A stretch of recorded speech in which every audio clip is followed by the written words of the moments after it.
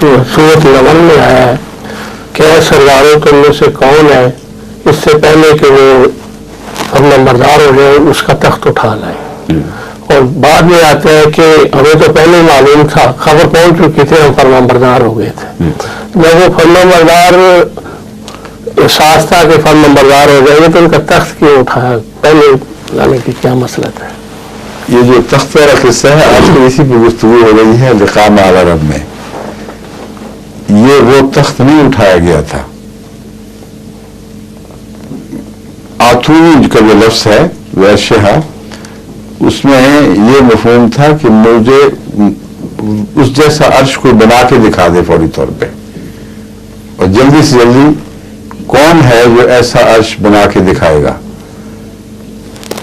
اس کا ثبوت کہ یہی مضمون تھا یہ ہے کہ جب وہ عرش بنایا گیا، ایک تو حضرت سلیمان علیہ السلام نے یہ بھی ساتھ فرمایا کہ نکروا لہا عرشہا، کہ اس کے عرش کو نکرو کر دو. نکرو کا کیا مطلب ہے؟ مختلف علماء نے مختلف ترجمے کیے ہیں، مگر نکرو کا مطلب ہے وہ اس کی جو خصوصیت ہے وہ ایک ہی ہے، وہ مٹا دو اور اسے عام کر دو.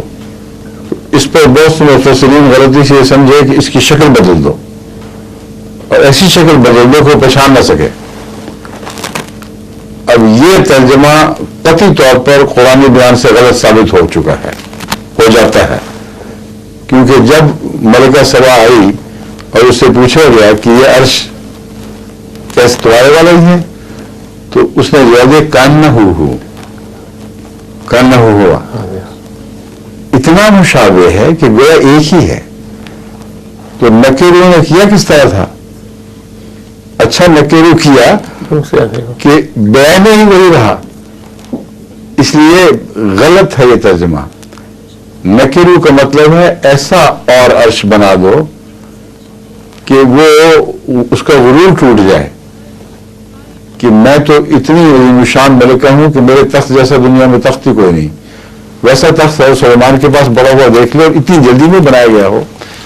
تو یہ حضرت سلیمان کے زمانے میں جو صنعت پر ان کو عبور تھا اور جو خدا نے صنعتی ترقی عطا فرمائی تھی، یہ اس کی مثال ہے کہ حیرت انگیز طور پر اللہ تعالیٰ نے صنعت اور کاریگری کے ملکے ان کو عطا فرمائے تھے. اور ایسے مختلف عمراء تھے، سردار تھے، جن کے اپنے کاریگر، اپنے ماتحت کام کرنے والے اپنے دائرے میں فنکار تھے. تو ہر ایک نے جو باتیں کی ہیں وہ مبالغہ آمیزی کا وہ طریق ہے جو شاہی درباروں میں چلتا ہے.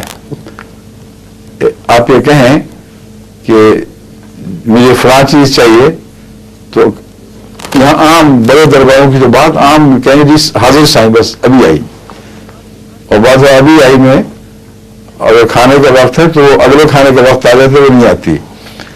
تو یہ ایک محاورہ ہے. ان میں سے ہر ایک نے اپنی بڑائی کی، اور یا خدمت کے شوق میں کہ ہمیں موقع ملے انہوں نے کہا ہم جلدی کرتے ہیں. لیکن بنایا کیا ہے؟ ایک اور تخت بنایا ہے. اور اس میں اسی صورت میں حضرت سلیمان کے لشکر میں بڑے بڑے کاریگروں کا ثابت ہونا، کا شامل ہونا اس طرح ثابت ہوتا ہے کہ وہیں دوسرے ملک میں جا کر ایک ایسا محل تعمیر کیا ہے جس کے اندر شیشے کے فرش لگے ہیں، اور اتنا شفاف شیشہ ہے کہ اس میں سے آر پار پانی دکھائی دیتا ہے مگر شیشہ دکھائی نہیں دیتا. یہ چیزیں اس سے قطعی طور پر ثابت ہوتا ہے کہ جو ایسے کاریگر ہوں ان کے لیے ملکہ کا تخت بنانا کون سا مشکل ہے. لیکن اس کے لیے جاسوسی کی گئی ہوگی، اس کا دیکھا گیا ہوگا، اس کا نقشہ اس کو نوٹ کیا گیا ہوگا. بس جو بھی پیغمبر گیا بعد میں اور اس نے خط پیش کیا ہے سلیمان کا، وہی اسی پیغمبر کے سپرد یہ کام کیا گیا ہوگا حضرت سلیمان کی طرف سے کہ اس کے تخت کی بڑی شہرت ہے، اس سے اس کا ڈیزائن دیکھ کے آؤ کیا ہے. تو وہ کوئی اس قابل آدمی تھا جس نے عمدگی سے اس کا ڈیزائن دیا ہے یا ذہن پہ نقش کیا ہے یا مخفی نوٹس تیار کیے ہوں گے. واپس آ کے اس نے بتایا کہ یہ شکل ہے. تو اس پہ حضرت سلیمان نے فرمایا مجھے اس کا تخت چاہیے. کون ہے جو اس تخت کو لاتا ہے میرے پاس؟ وہاں جا کر لانے کا کوئی اشارہ بھی اس میں نہیں ہے. اگر جا کر لانا ہو تو اس سارے قبیلے کو اس وقت کیا ہوا ہوتا ہے؟ ان کے سارے ملک کے سپاہی، اس کے محافظ، وہ سارے کے سارے جہاں سے وہ تخت نکل کے آیا تھا. اگر جن نکل سکتا تھا دیواروں میں سے تو تخت تو دیواروں میں سے نہیں نکل سکتا تھا، وہ جن نہیں تھا. اس لیے یہ فرضی کہانیاں بن گئی ہیں جس پہ وہ لوگ سوال ہی نہیں اٹھاتے. جبکہ قرآن کریم انہی آیات میں کچھ آگے چل کر ایسے لطیف اشارے کر دیتا ہے کہ جس سے پچھلا پیدا ہوا مسئلہ خود بخود حل ہو جاتا ہے. بس حضرت سلیمان کا پوچھنا کہ یہ تخت وہی ہے تو اس کا یہ کہنا کان نہ ہو صاف بتا رہا ہے کہ نکرو میں ہرگز کوئی بھی تخت کی شکل نہیں بدلائی گئی تھی. نکرو کا دوسرا معنی ہی ثابت آتا ہے کہ ایسا کر دو کہ پھر اس کا معرفہ ہونا باقی نہ رہے، اس کا تنہا ہونا، منفرد ہونا مٹا دو. اور وہ مٹ گیا، اس نے سبق حاصل کر لیا. اور اس نے اب یہ واقعہ آنن فانن بہرحال نہیں ہوا. محل کتنی دیر میں تعمیر ہوا، اس میں شیشے کی تیاریاں، ایک لمبا پڑاؤ ہے. اور جو جواب دیا ہے ان میں سے ایک سردار نے، وہ یہ بنتا ہے کہ پیشتر اس کے کہ یہاں سے پڑاؤ اٹھے میں وہ تخت حاصل کر دوں گا. یہ کافی وقت مراد ہے.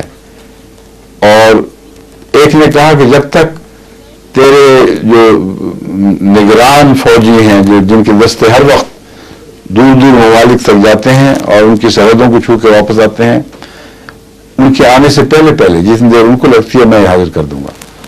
اور طرف سے مراد صرف نظر نہیں ہے، طرف سے مراد وہ فوجی دستے بھی ہیں جن کو سرحدوں کی نگرانی کے مشن پہ بھیجا جاتا ہے. تو قرآن کریم کا کلام ایسا ہے کہ اس میں آنن فانن کا طبی رجحان بھی نظر آ رہا ہے اور گہرے معنی بھی ہیں کہ جس میں پن ہے لفظوں کے اوپر. اگر آپ چاہیں تو دوسرے معنی قبول کر لیں، اس میں پھر وقت بہت پھیل جائے گا. تو یہ سارے محاورے بھی ہیں اور بعض محاوروں کے پیچھے کوئی ایک مضمون بھی پوشیدہ ہے. اس لیے اس کو سطحی طور پر دیکھنا بہت ہی لغو حرکت ہے اور اس کے نتیجے میں قرآن کریم کی عظمت پہ حرف آتا ہے اور اللہ تعالیٰ کی سنت پہ حرف آتا ہے. کیونکہ رسول اکرم صلی اللہ علیہ وسلم کے ساتھ جو خدا کی سنت جاری تھی وہ انسان نبی کی حیثیت سے جاری تھی. حل کنت الا بشر الرسول، اور تمام عرصہ بشر رسول کی سنت جاری رہی ہے. جو اعجاز دکھائے گئے ہیں وہ اپنوں کو دکھائے گئے ہیں، غیروں کو نہیں دکھائے گئے. وہ اعجاز جن کو یہ معجزہ جس طرح کے وہ بیان کرتے ہیں اس میں کچھ شوبدے کا رنگ بھی پایا جاتا ہو، شوبدہ نہیں مگر حیرت پائی جائے اس میں، وہ اعجاز جو ہیں وہ غیروں کو نہیں دکھائے گئے. جنگ احد میں کون سا ایسا اعجاز دکھایا گیا تھا جس سے آج صلی اللہ علیہ وسلم کے بدن کی بھی حفاظت ہوتی، صحابہ کی بھی حفاظت ہوتی. بالکل عام روزمرہ کی جنگ ہے. جنگ بدر میں فرشتوں کا مضمون ہے مگر باقاعدہ لڑائی ہوئی ہے، صحابہ کے خون بہا ہے، جن تو کوئی نہیں آیا وہاں مدد کے لیے. جنگ حنین میں کیا واقعہ ہوا ہے، دوسرے جو مارکے ہوئے ہیں، غزوات ہوئے ہیں. جنگ احزاب میں، غزوہ احزاب جس کو کہتے ہیں، اس میں کیا واقعہ ہوا، کہاں جین آئے ہیں، کہاں انہوں نے باہر سے کھانے اٹھا کے داخل کیے ہیں. بس حضرت صلی اللہ علیہ وسلم خاتم النبیین ہیں. اس مضمون کو لوگ بھول جاتے ہیں. آپ کی مور جو ہے اس مور سے ملتے جلتے نقوش اگر انبیاء میں ہوں گے تو سچے ہوں گے. یعنی جن کو آپ کی مہر تصدیق سچا دکھائے. مہر تصدیق انہی کو سچا کہتی ہے جو اس مہر کے تابع آتے ہیں. یعنی مہر کا نقش اگر سچا ہے تو اس کے نقوش نقش میں ہوں گے. بس ان معنوں میں ایک ختم نبوت کا مفہوم ہے جو بہت ہی اعلیٰ درجے کا ہے کہ انبیاء رسول اللہ علیہ وسلم کی سیرت کے نقش اگر رکھتے ہیں، انبیاء اگر رسول اکرم صلی اللہ علیہ وسلم کی تاریخ کے نقوش اپنے اندر رکھتے ہیں، خدا کے سلوک کے نقوش اپنے اندر رکھتے ہیں، وہ مدھم بھی ہوں تو وہ نبی ثابت ہو جائیں گے، لیکن مخالف ہوں گے تو نبی ثابت نہیں ہوں گے. یہ بہت اہم پہچان ہے تمام دنیا کی انبیاء کی. اس خاتم النبیین کے ان معنوں سے حضرت سلیمان کے واقعات کو پڑھیں تو حضرت سلیمان نبی ثابت نہیں ہوں گے پھر، کیونکہ رسول اللہ علیہ وسلم کے ساتھ اس نوعیت کے واقعات نہیں ہو رہے. نوعیت کی بات ہے، اور اگر اس نوعیت کے واقعات ہوئے ہوں تو پھر ہمیں باقی انبیاء کی نبوت پر شک نہیں ہے پڑ سکتا. حضرت موسیٰ کی زندگی میں وہ معجزے جو دکھائے جا رہے ہیں، اس قسم کے حیرت انگیز معجزے رسول اللہ علیہ وسلم سے بھی ظاہر ہوئے جو بعض غیروں نے بھی دیکھے. مگر ایک فرق ہے اس بات میں جو میں پہلے کہہ چکا ہوں، وہ معجزے غیروں کے لیے کوئی پاک تبدیلی نہیں پیدا کر سکے. 9 نشان دکھائے گئے ہیں فرعون کو اور اس کی قوم کو، لیکن وہ نہیں مانے. حضرت صلی اللہ علیہ وسلم نے شق القمر کا معجزہ دکھایا، اور بعض ایسے معجزات ہیں جو حیرت انگیز تھے. مثلا کشفی حالت میں وہ یروشلم کی عمارتوں کا دیکھنا اور کھڑے اسی کھڑے پاؤں سوال کا جواب دے دینا دیکھ کر. اب اس قسم کے بعض معجزات ضرور غیروں کو بھی دکھا دیے جاتے ہیں، مگر اس غرض سے نہیں کہ اس کے نتیجے میں وہ ایمان لے آئیں گے. ایمان کوئی نہیں لاتا. اس پہلو سے میں نے انکار کیا تھا کہ یہ معجزے غیروں کے لیے نہیں ہوتے. ہاں، یہ درست ہے کہ بعض دفعہ غیروں کو بھی دکھا دیے جاتے ہیں تاکہ ان پر حجت تمام ہو جائے، مگر ایمان لانے کی غرض سے، ان کے ایمان لانے کی غرض سے نہیں. اور یہ جو اعجاز ہے یہ بالکل اور نوعیت کا ہے. روزمرہ کی زندگی میں معجزوں کا یہ عمل دخل کہ آپ کے کام معجزوں سے چل پڑیں یا ایسی مخلوقات سے چل پڑیں جو انسانی زندگی سے الگ کوئی مخلوق اپنے دائرے میں زندگی گزار رہی ہے، یہ اعجاز میں کہہ رہا ہوں کبھی رسول اللہ صلی اللہ علیہ وسلم نے نہ دکھایا، نہ اسے سنت انبیاء میں قرآن کریم نے ثابت کیا. بس باریک مضمون ہے کہ میری مراد کیا ہے، نقوش کیسے ثابت ہوں. یہ میں بتانا چاہتا ہوں کہ حضرت صلی اللہ علیہ وسلم کی زندگی میں یہ معجزہ کبھی ظاہر نہیں ہوا کہ آپ کا محل، آپ کا گھر جنوں نے بنا دیا ہو. یہ معجزہ کبھی نہیں دکھایا گیا کہ آپ کی یورش پر جن حملہ آور ہوئے ہوں. فرشتوں کی مدد ہے، اس کے باوجود خونریزی ہو رہی ہے. فرشتوں کی مدد ہے مگر مسلمان ہاتھ پر ہاتھ رکھ کے نہیں بیٹھے ہوئے. وہ مدد کس طرح کام کرتی ہے اللہ تعالیٰ فرماتا ہے اس کے جنود کو کوئی بھی نہیں جانتا میرے سوا. اور وَمَا النَّصْرُ إِلَّا مِنْ عِنْدِ اللَّهِ، فرشتوں کو تو ہم کہتے ہیں مگر یاد رکھنا کہ اصل مراد یہ ہے کہ اللہ کی طرف سے مدد آتی ہے. وہ مضمون بالکل مختلف ہے، حضرت سلیمان کے واقعات اس سے بالکل مختلف ہیں اگر ان کا لفظی ترجمہ قبول کیا جائے. یہ میری مراد ہے. پرندوں کا استعمال ہونا خدا کی طرف سے بعض صورتوں میں ثابت ہے، مثلا ابابیل کا دشمن کو برباد کرنا، مگر اس حد تک ثابت ہے جس حد تک پرندوں کی نوعیت میں وہ بات داخل ہے، اس سے بڑھ کر نہیں. مثلا ابابیل چونکہ وہ समंदर के किनारे किनारे जो गारें और पथरीली कंकर वाली ढालें बनी होती हैं उनमें रहती हैं, और अगर उस मिट्टी में कंकर पत्थर ना हो तो वहां ये महफूज घोंसले बनाए नहीं सकती।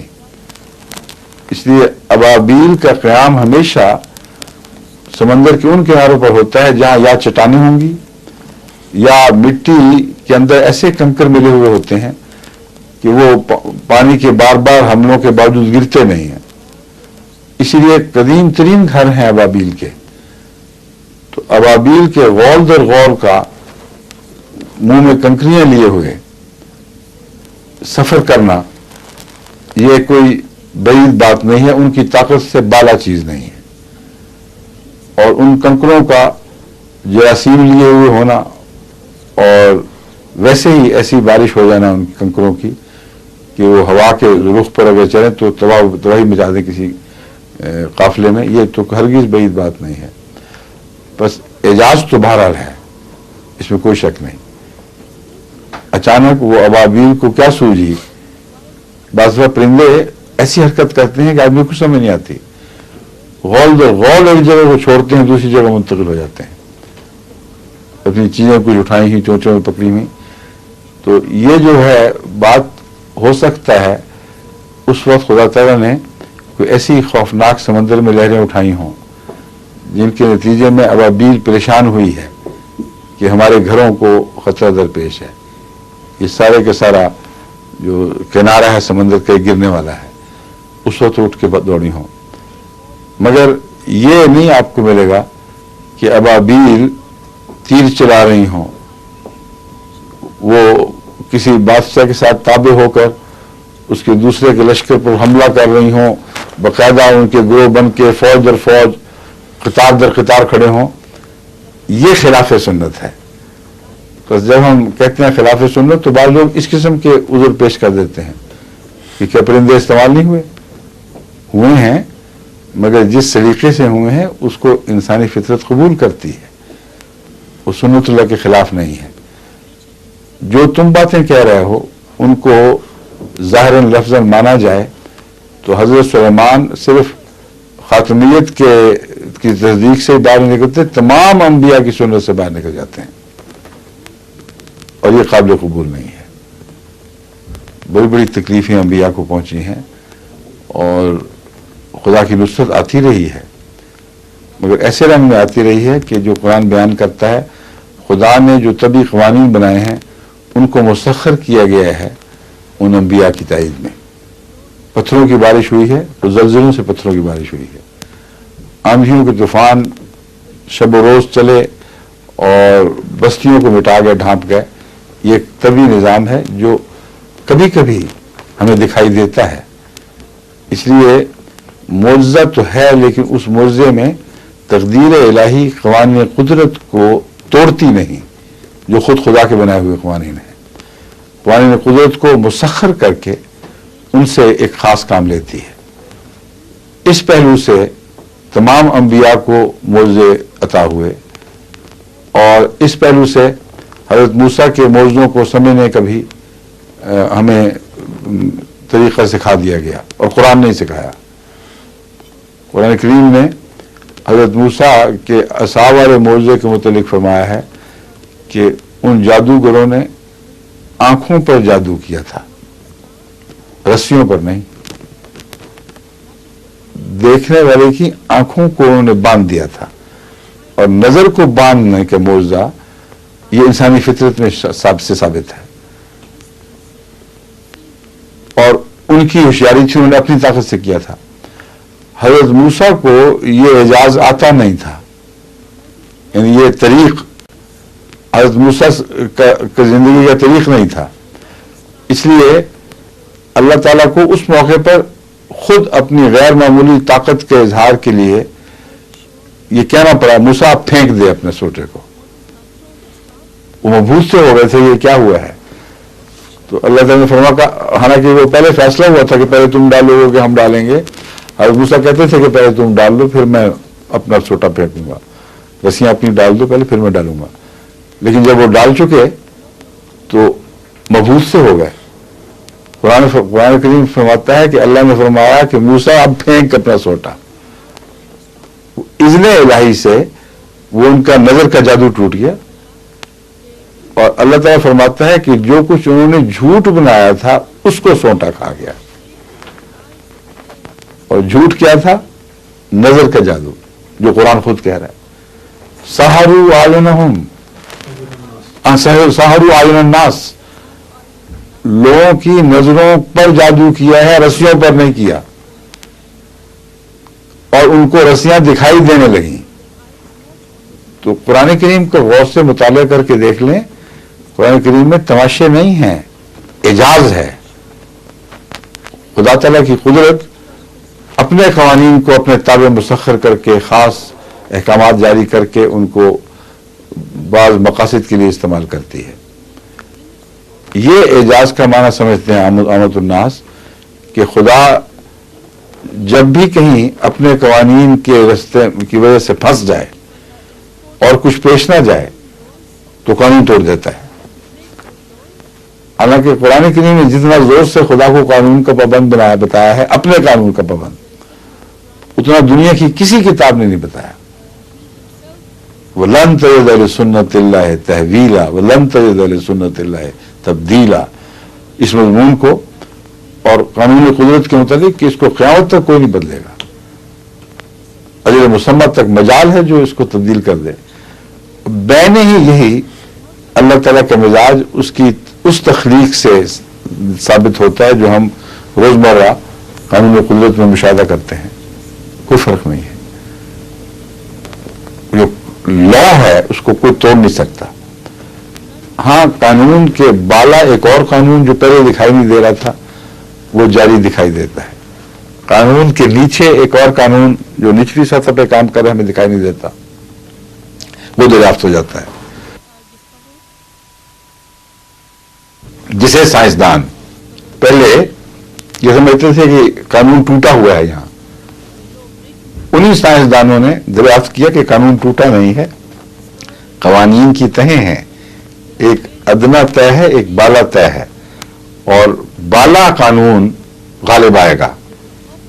یعنی خواہ وہ مخفی قانون ہو, بعض دفعہ وہ زیادہ غالب ہو جاتا ہے, مگر یہ بھی قانون کے تابع چلتا ہے, اس میں بھی کوئی حادثہ نہیں ہے. اب یہ جو کوانٹم تھیوریز نکلی ہیں اور یہ جو کہتے ہیں کہ انسرٹنٹی پرنسپل, وہ پہلے سمجھے تھے سارے کہ کوئی قانون نہیں, سب پتہ چل گیا. اب سائنٹسٹ کو پتہ چل گیا, اب دیکھ چکے ہیں کہ پرنسپل ہے یہ انسرٹنٹی کا, اور قوانین کے تابع ہے, یہ نہیں کہ حادثاتی چیز ہے. اور پتہ ہے کہ کون کتنے الیکٹران دائیں طرف سے گزریں گے, کتنے بائیں طرف سے گزریں گے. ایک پورا قانون ہے جو ان کو کنٹرول کر رہا ہے. یہ میں مضمون بتا رہا ہوں, اس مضمون کو سمجھیں گے تو حضرت سلیمان رضی اللہ تعالی علیہ السلام کے معجزات کی حقیقت پہچان سکتے ہیں. پھر قرآن کریم کا مطالعہ آپ کی مدد کرے گا اور آپ کو ایک اور نظر عطا ہوگی جس سے قرآن کریم کا مفہوم کھلتا چلا جائے گا. اور وجہ کیا پڑی, سوال یہ تھا وجہ کیا تھی کہ حضرت سلیمان کی معجزات کو اس رنگ میں بیان کریں کہ عام قاری کے لیے مشکل پڑ جائے اور وہ سمجھے کہ ایک اور قسم کا نبی آ گیا ہے جیسا کبھی نہیں آیا تھا, اور اس سے جو سلوک کیا, اس کے بزرگ باپ سے جو سلوک تھا ویسا کبھی انبیاء سے نہیں کیا گیا. یہ تصور کیوں پیدا ہوا ہے؟ اس کی وجہ یہ ہے کہ حضرت سلیمان اور حضرت داؤد کو سلطنت کے اعتبار سے ایسی شان و شوکت نصیب ہوئی کہ وہ شان و شوکت اس سے کہانیاں پیدا کر گئی. جتنے لیجنڈز, جتنی کہانیاں حضرت سلیمان اور حضرت داؤد کے گرد بنی گئی ہیں, وہ کسی نبی کے گرد سلطنت اور دبدبے کے اعتبار سے نہیں بنائی گئیں. اور وہ کہانیاں بائبل میں بھی آ گئیں.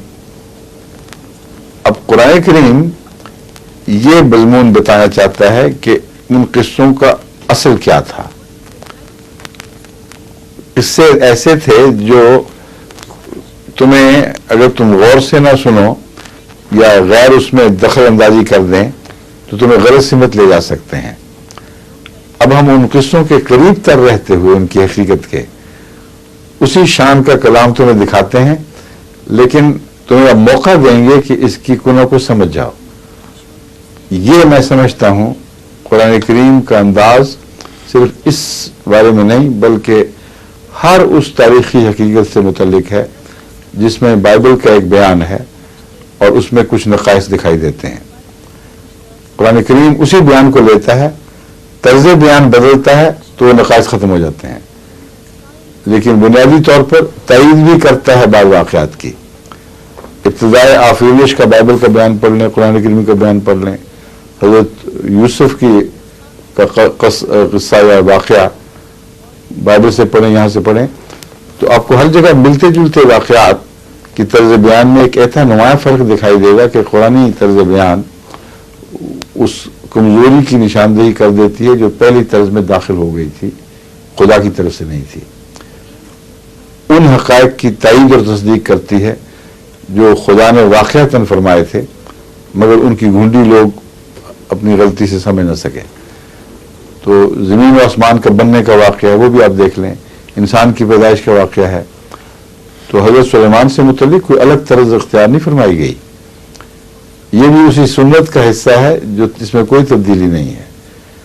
پرانے قصے جس رنگ میں بیان ہوتے تھے ان کو اسی طرح اٹھایا تاکہ یہ نہ ہو کہ بالکل ہی جھوٹ بنایا گیا ہے، اور ان کی حقیقت سمجھانے کے لیے چابیاں بیچ میں رکھ دیں۔ میں کل بتایا تھا آپ کو، مثلا حضرت سلیمان کے متعلق منطق الطیر کا ذکر ہے کہ آپ کو پرندوں کی زبان سکھائی گئی۔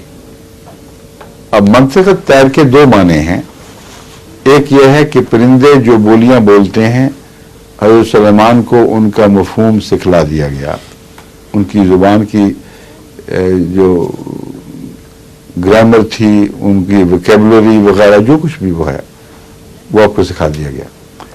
دوسرا معنی ہے کہ روحانی طیور جو عموم امثالکم ہیں، قرآن کریم نے ایک بہت پیارا فقرہ ان معنوں میں استعمال فرمایا ہے کہ جو پرندے ہوا میں اڑتے ہیں، یہ جانور جو پھرتے ہیں جن کا ذکر تم پڑھتے ہو، در حقیقت یہ تمہاری طرح کی امتیں ہیں جن کی باتیں ہو رہی ہیں، ان کو پرندے نہ سمجھ لینا، ان کو جانور نہ سمجھ لینا، کیڑے مکوڑے نہ سمجھ بیٹھنا۔ ایک یہ معنی ہے۔ ایک دوسرا معنی، دوسرے معنی جو اپنے ضد پر قائم لوگ ہیں وہ یہ کریں گے کہ اللہ تعالیٰ فرما رہا ہے کہ بالکل جس طرح تم ہو، تم پہ شریعتیں نازل ہو رہی ہیں، تمہارے تقسیم میں ہیں، تمہاری سوچ بچار ہے، اسی طرح سب کیڑوں کی، ہر جانور کی اسی طرح ہے، پرندے بھی اسی طرح ہیں۔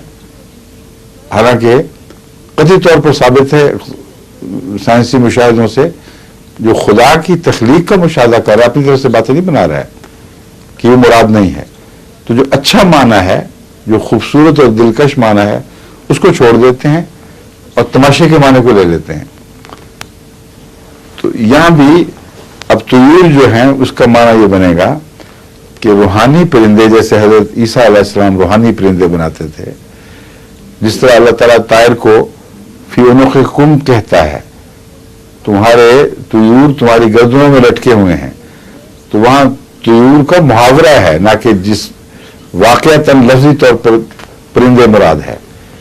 آپ نے کبھی دیکھا ہے اپنی گرد جھانک کے گریبان میں پرندہ دیکھا وہاں بیٹھا ہوا ہے؟ کبھی کسی شاید کوئی نظر آ گئی ہو کہیں، یا کسی اور کی جو بیان کرتے ہیں ایسی کہانیاں، ان کی گردن میں کبھی دیکھنا چاہیے جہاں کہ شاید وہاں کوئی پرندہ لٹکا ہو۔ تو قرآن پرندوں کے معنوں میں استعمال کرتا ہے محاورے، یہاں تک کہ رسول اللہ صلی اللہ علیہ وسلم کو فرماتا ہے اپنی رحمت کا پر ان پر جھکا دے، اور ماں باپ پر جھکانے کا ذکر ملتا ہے۔ اب آپ بتائیں کہ کیا وہاں پرندوں کا معنی آپ لفظی کر لیں گے، یعنی پر کا معنی لفظی کر لیں گے؟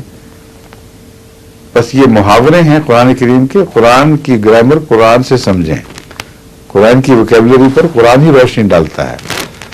ان معنوں میں منطق الطیر سے مراد یہ ہے کہ آسمانی کلام کا فن عطا کیا گیا تھا آپ کو، اور روحانی زبان کو وہ سمجھتے تھے، اور روحانی زبان میں کو آپ تو سمجھتے تھے، وہ مولوی نہیں سمجھتے، اس لیے جو روحانی زبان حضرت سلیمان کے معاملے میں استعمال ہوئی اس کو باقی نہیں سمجھ سکے. یہ ہے منطق طیر. اگر اس کا معنی یہ لیا جائے کہ آپ کو پرندوں کی بولی آتی تھی، تو اس پر اب میرے سوالات سن لیجیے. کیڑیاں پرندے ہوتی ہیں، کیڑیوں کی بولی کیسے آ گئی؟ اسی صورت میں یہ بھی فرمایا گیا ہے کہ کیڑی نے آپ کی بات سن لی اور سمجھ لی اور آپ کیڑی کی بات سمجھ رہے تھے. اب بتائیں کہ کیڑی تو پرندہ نہیں ہے. پھر یہ کہاں لکھا ہوا ہے کہ جس طرح خدا تعالیٰ نے حضرت سلیمان کو پرندوں کی بولیاں سکھائی تھیں، پرندوں کو تمام انسانوں کی بولیاں سکھا دی تھیں، یعنی وہ حضرت سلیمان سے بھی افضل ہو گئے. وہ جو پرندہ جس کو یہ کہتے ہیں انسان نہیں تھا، وہ جو ملکہ سوا کے درار میں گیا، اس کو کیا پتہ لگا کہ کیا ہو رہا ہے، اور وہ زبان ہی سمجھتا تھا. تو حضرت سلیمان کو جو ثابت ہوا کہ وہ اس پرندے سے اس کی زبان میں باتیں کرتے ہوں گے، یہ تو مان سکتا ہے آدمی، یعنی ان معنوں میں مان سکتا ہے کہ اس میں واضح طور پر کوئی تضاد نہیں ہے. کہانی تو ہے مگر تضاد نہیں ہے. مگر وہ پرندہ جو اڑ کے گیا تھا، اس کے مطابق خدا تعالیٰ نے کہاں فرمایا ہے کہ اس کو انسانی زبان سکھائی گئی تھی، یا ملکہ سبا کو اور اس کے درباریوں کو بھی پرندوں کی بولیاں آ گئی تھیں. اس کے لحاظ سے تو کچھ بھی اس کو سمجھ نہیں آنی چاہیے تھی کیا ہو رہا ہے، لیکن وہ پوری گفتگو ان کے حالات بیان کرتا ہے آ کے. تو صاف پتہ چلا کہ قرآن کریم نے ان مضامین کو سمجھنے کی چابیاں تو رکھی ہوئی ہیں، اگر آپ استعمال ہی نہ کریں تو غفل پڑے رہیں گے، پھر تو اس کا کوئی علاج نہیں ہے. تو یہ سارا کلام محاوراتی کلام ہے، اور تفصیل سے آپ جب ان کو دوبارہ غور سے پڑھیں تو انہی کے اندر حل موجود ہیں. قرآن کریم نے صاف کھول دیا ہے. وہ جو مضمون ہے اس کا کہ ہمیں پہلے سے ہی خبر مل گئی تھی، ہم ہدایت پا گئے تھے. مراد یہ ہے کہ ہمیں اطلاع مل گئی تھیں آپ کے مسلک کی، آپ کے بزرگ نبی ہونے کے متعلق، اور ہمیں سمجھ آ گئی تھی کہ آپ سے کسی قسم کی ٹکر لینا ہمارے دین و دنیا کے مفاد کے خلاف ہے. یہ ہدایت کا مضمون. لیکن حضرت سلیمان نے پھر بھی ہدایت کا مضمون جاری رکھا. اب نے کہا ٹھیک ہے، لیکن اصل ہدایت تمہیں اب ملے گی. تو ویسے جب اس کو معنی سمجھائے گئے تو اس وقت اس نے پھر گواہی دی ہے. نکالیں قرآن کی میں بتا دیتا ہوں. وہ آخری ہدایت تھی جب اس نے پانی دیکھا اور بیچ میں شیشہ نظر نہ آیا اور شیشے کو بھی پانی ہی سمجھ لیا، اپنے پاؤں سے، اپنے ٹخنے سے اپنے لباس کو اونچا کر لیا. تو کیا پیغام تھا؟ توحید کا پیغام تھا کہ تمہیں سورج میں جو خدا دکھائی دے رہا ہے، دراصل سورج تو خدا نہیں ہے، اس کے پیچھے خدا ہے. اور تم چونکہ سورج کی سطح کو میں ڈوب گئی ہو اور تمہیں اس میں اور خدا میں فرق دکھائی نہیں دے رہا، کیونکہ نور بالکل آر پار اتر گیا ہے.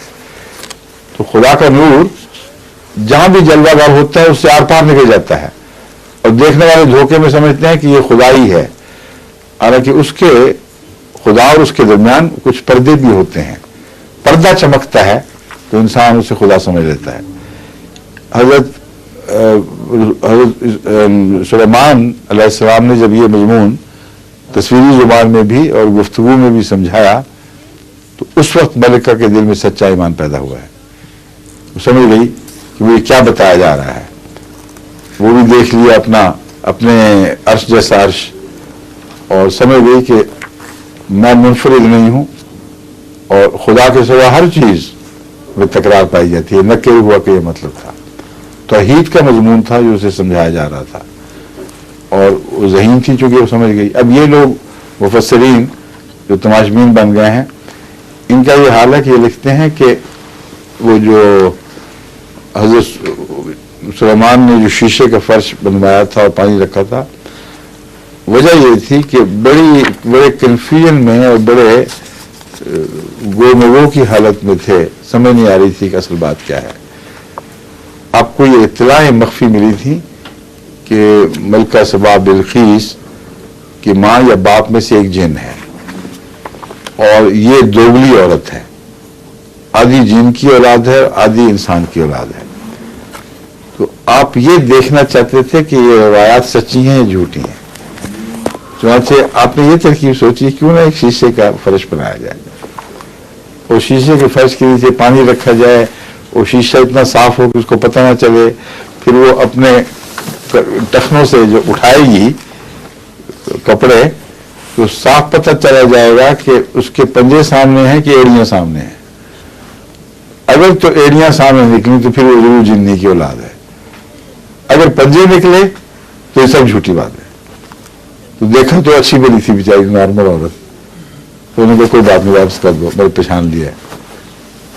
یہ ان کا مبلغ علم ہے، یہ ان کی اڑان ہے. یعنی ان کو پرندوں کی بولی نہیں آتی، صرف زمینی کیڑوں کی بات سے سمجھ لیں مگر پرندوں کی بولی ان کو نہیں آتی. یہ کلام الہی ہے جو پرندوں کی بولی میں ہے. اب آپ دیکھیں دوسری کہانی سن لیں ان کی. ہدہد کو کہتے ہیں کہ واقعتاً وہ ایک فوجی پرندہ تھا اور اس کے ساتھ پورے کا پورا لشکر تھا ہدہدوں کا. اب جتنے بھی آپ نے جتنے سائنسدانوں کے مضامین کا مطالعہ کیا ہو، اگر کیا ہو پرندوں کے رہن کے بود و باش کے متعلق ان کے طرزوں پر، فوجی پرندوں میں ہدہد کو شمار نہیں کر سکتے. اس کا کوئی دور کا بھی تعلق نہیں ہے. بازوں کا اگر لشکر ساتھ ہوتا تو ہم مان جاتے، عقابوں کا لشکر ہوتا تو ہم کہتے ٹھیک ہے. ہدہد کہاں سے فوج میں داخل ہو گیا؟ اس بات نے خود پرانے مفسرین کو بھی کافی مشکل میں مبتلا رکھا ہے. لفظاً مانتے تھے، ترجمہ اس کی زبان کو سمجھنے کی بجائے لفظاً اس پر اعتماد یعنی اس کے معنی سمجھ بیٹھے کہ لفظی ہیں اور پھنس گئے کہ اب ہدہد کا وہاں وجود کیسے ثابت کریں گے کہ درست ہے. اس پر انہوں نے یہ کہانی بنائی کہ دراصل ہدہد وہ پرندہ ہے جو زمین کے نیچے گہرائی تک پانی کو پتہ کر لیتا ہے. بس ہدہد اور اس کی فوج لڑنے کی غرض سے نہیں تھی بلکہ زمین کی تہ میں مخفی پانی کی تلاش کی غرض سے جب ضرورت پڑتی تھی کہ لشکر پڑاؤ ڈالتا تھا حضرت سلمان حضور کہتے تھے جا دیکھو کہاں پانی ہے، تو ہدہد پانی دیکھ کر بتا دیتا تھا کہ فلاں جگہ پانی، وہاں سے پانی نکال لیا کرتے تھے. وہ یہ کہتے ہیں کہ یہ جو حضرت سلیمان نے ہدہد کو مس کیا ہے تو اس کی وجہ یہ تھی کہ پڑاؤ ڈال چکے تھے اور پانی کی تلاش تھی تو ہدہد ساتھ تھے ہی نہیں. اور باقی ہدہد کیا کر رہے تھے؟ پورا غول کا خول جو تھا ان سے کیوں نہ پانی نکلوایا گیا. اگر وہ ہدہد کا وجود صرف پانی کی غرض سے تھا تو اتنے پرندے ساتھ کیوں اس کے پھرتے تھے کہ جو لشکر بندی کر کے اس کے ساتھ کھڑے کیے جائیں. اور پھر یہ کہ وہ کہتے ہیں چونکہ پانی کی وجہ سے فوج مری جا رہی تھی پیاسوں، حضرت سلیمان کو غصہ آنے کا آئے صحیح میں اسے مار دوں گا، اب اسے ذبح کر دیں گے تو باقی سفر کا کیا بنے گا، یہ نہیں سوچا.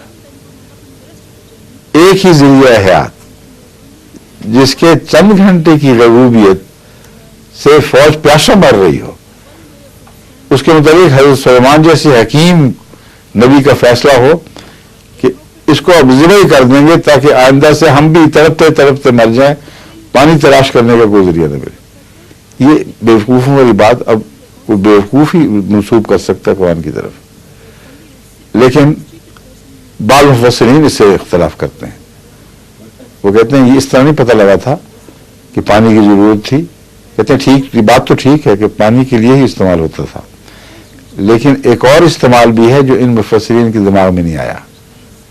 بس زیادہ ذہین مفسرین جو بن رہے ہیں نا، وہ کہتے ہیں وہ یہ بات تھی کہ فوج پھر کیوں تھی ان کے دماغ میں آیا ہوگا نا. یہ ایک ہدہد گیا تو فوج پیاسی مر گئی تو اتنے بڑے لشکر کی کیا ضرورت تھی پرندوں کی.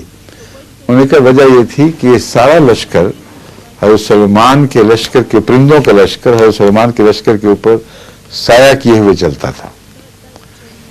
اور اس طرح ساتھ مل کے اڑتا تھا کہ ان کے بیچ میں اتنا فاصلہ نہیں تھا کہ سورج کی کوئی شعاع ہی گزر سکے، یعنی پر مارنے کی بھی جگہ نہیں تھی، اور اڑ رہا تھا، یوں جڑ کے چلتا تھا، اور اس سائے کے نیچے لشکر آگے بڑھتا تھا۔ حضرت سلیمان کو اس طرح پتا چلا کہ ایک جگہ سے سورج کی شعاع نیچے آتے دیکھی، ہمیں ہے یہ کیا سوراخ کیسے، اوزون ہول کہاں سے ہو گیا؟ اوپر نظر ڈالی تو سارے لشکر کے اندر ایک سوراخ دیکھا، ایک پرندہ غائب تھا، ہمیں کہ بس آنے دو گا، اس کو ذبح کر دوں گا۔ روشنی کی بھی یہ تفسیریں ہیں جن کو پڑھ کر ان لوگوں کے بیچاروں کے تصورات ہی بگڑ گئے ہیں مذہب کے متعلق، قرآن و حدیث کے متعلق، اور ان سے باتیں سن سن کے بعض احمدیوں میں بھی یہ توہمات پیدا ہو جاتے ہیں کہ شاید کوئی ظاہری چیز ہو۔ ان ظاہری باتوں میں کوئی عظمت نہیں ہے دین کی اور حق کی، حقائق میں عظمت ہے، اور سنت کے ساتھ خدا کی سنت کے اندر کوئی تضاد نہیں، خدا کی سنت اور اس کی تخلیق کے درمیان کوئی تضاد نہیں ہے۔